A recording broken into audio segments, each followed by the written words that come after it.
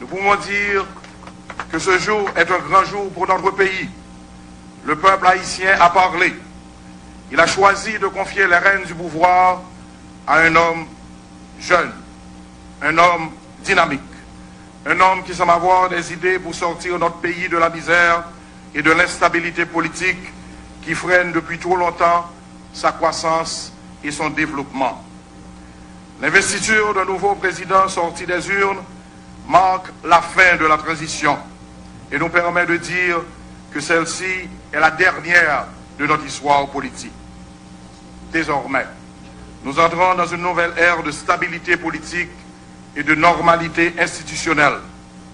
Nos amis de la MINUSTAH vont pouvoir continuer et achever tranquillement leur retrait progressif parce que les Haïtiens sont maintenant prêts à assumer pleinement leurs responsabilités à travers la police nationale d'Haïti.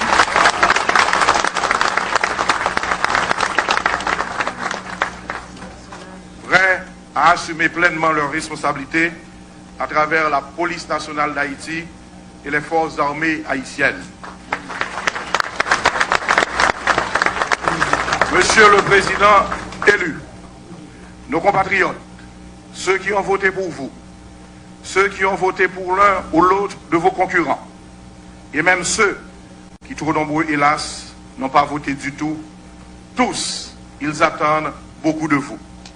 Ils attendent beaucoup de tous leurs élus, aussi bien parlementaires qu'élus locaux.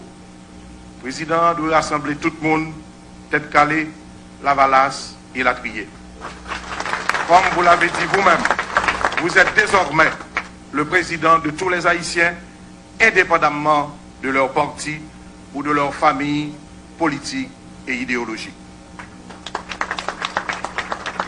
La tâche qui vous est confiée est énorme et difficile.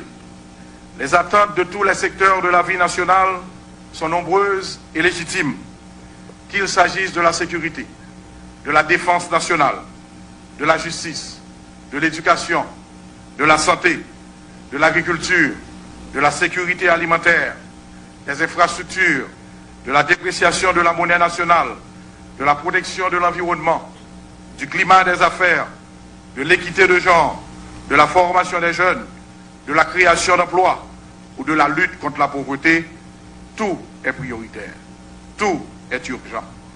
Nous savons que nos ressources sont limitées et qu'il va falloir faire des choix.